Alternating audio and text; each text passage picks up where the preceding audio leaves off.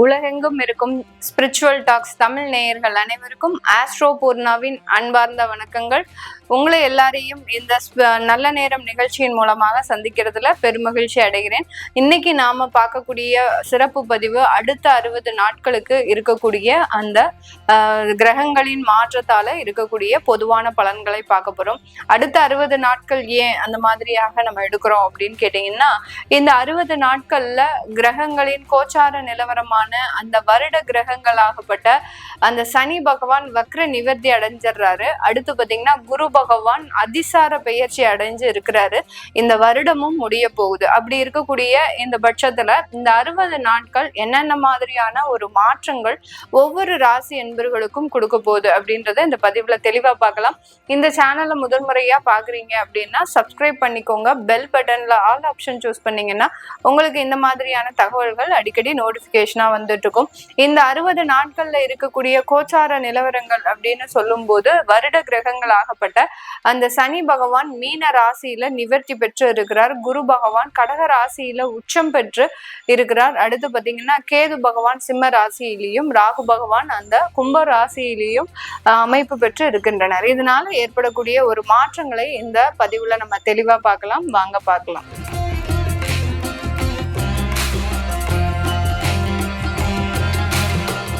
சிம்ம ராசி அன்பர்கள் பொதுவாகவே தன்னுடைய வேலையிலையும் தொழிலையும் மிகவும் ஒரு பெரிய அளவுக்கு வரணும்னு நிறைய ஒரு முயற்சிகளை செய்வாங்க.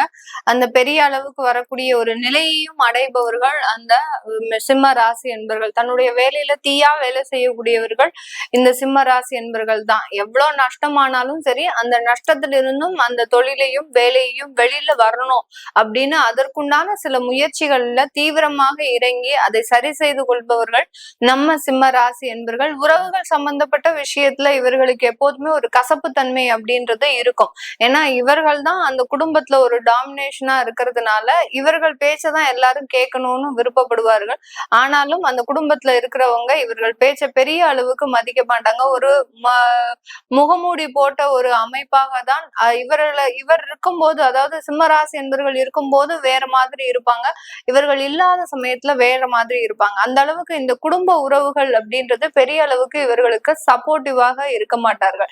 இந்த சிம்ம ராசி என்பர்களுக்கு அடுத்து வரக்கூடிய 60 நாட்கள்ல மிகப்பெரிய ஒரு மாற்றங்கள் நடக்குமா அப்படின்னு கேட்டீங்கன்னா கொஞ்சம் கேர்ஃபுல்லா இருக்கணும். ஏன்னா அஷ்டம சனின்றது இந்த 60 நாள் முழுமையா வேலை செய்ய போகுது. கிட்டத்தட்ட 5 மாதங்கள் கழித்து இந்த 60 நாட்கள்ல இந்த சிம்ம ராசி என்பர்களுக்கு அஷ்டமத்துல இருக்கக்கூடிய அந்த சனி பகவான் முழுமையா வேலை செய்ய போறாரு. 11ஆம் இடத்துல அந்த குரு பகவானும் 12ஆம் இடத்திற்கு பயிற்சியாகி வந்ததுனால சில குடும்பம் சம்பந்தப்பட்ட சில விரயங்கள் ஏற்படுவதற்குண்டான ஒரு தருணமாக இருக்கும்.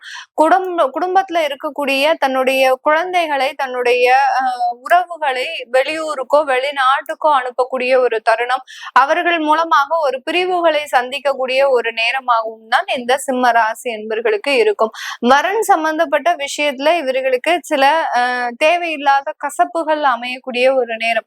திருமண உறவுகள் திருமண வரன்கள் ஏற்படும் போது பாத்தீங்கன்னா அங்க அவமானப்படக்கூடிய ஒரு சூழ்நிலையும் வரும்.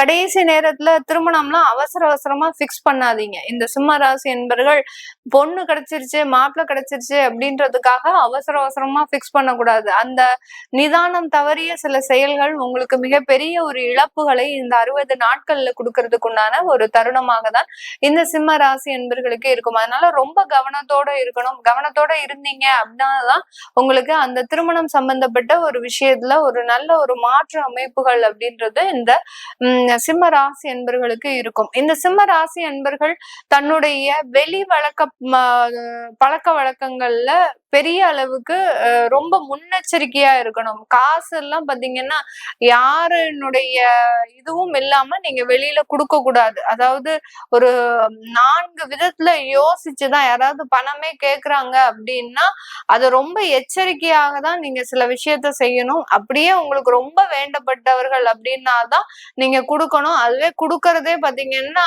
உடனே ஒரு 10 நாள் அக்ரிமெண்ட் தான் வச்சுக்கணுமே ஒழிய மிக பெரிய அளவுக்கு 6 மாசம் கழிச்சு தரேன் 1 வருஷம் கழிச்சு தரேன் லாங் டர்மா நீங்க யாருக்குமே கடன் கொடுக்க கூடாது. கொடுத்தீங்கன்னா அந்த இடத்துல அந்த காசாகப்பட்டது உங்களுக்கு திரும்ப வராத ஒரு அமைப்பாக தான் இந்த 60 நாட்கள் இருக்கு. அதனால பணம் கொடுக்கல் வாங்கல்ல ரொம்ப பெரிய அளவுக்கு பிரச்சனையை சந்திக்கக்கூடிய ஒரு நேரம்.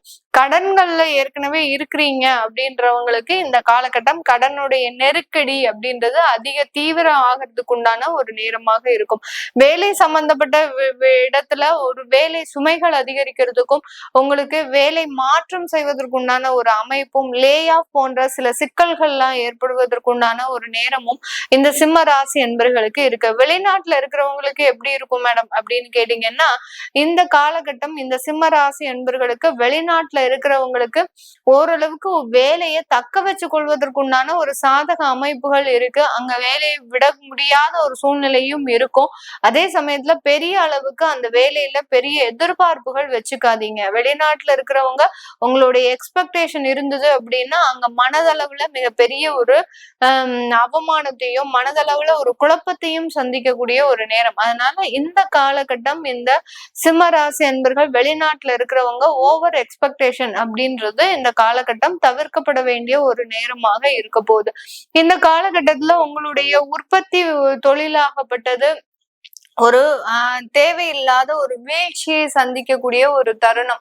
அதாவது 8ஆம் இடத்துல இருக்கக்கூடிய அந்த சனி ஆகப்பட்டவர் உங்களுடைய 10ஆம் இடமான அந்த தொழில் ஸ்தானத்தை பார்க்கறதுனால உற்பத்தி சம்பந்தப்பட்ட தொழில்கள் மிக பெரிய அளவுக்கு அடி வாங்கக்கூடிய ஒரு தருணமாக இருக்கும். இந்த 60 நாள்ல பாத்தீங்கன்னா தேவையில்லாம ஸ்டாக் வச்சுக்க கூடாது. ஸ்டாக் வச்சுக்கிட்டீங்க அப்படின்னா அந்த இடத்துல மிகப்பெரிய அளவுக்கு பொருட்களினுடைய சேதம் அப்படின்றது அளவுக்கு அதிகமாக ஏற்படக்கூடிய ஒரு தருணமாக இருக்கும். உங்க முதலீடு எல்லாமே வீணா போகிறதுக்குண்டான ஒரு தருணமாக தான் இந்த காலகட்டம் உற்பத்தி சம்பந்தப்பட்ட தொழில்ல இருக்கு. அதனால நீங்க தேவையான அளவுக்கு மட்டும் உற்பத்தி செய்யுங்க.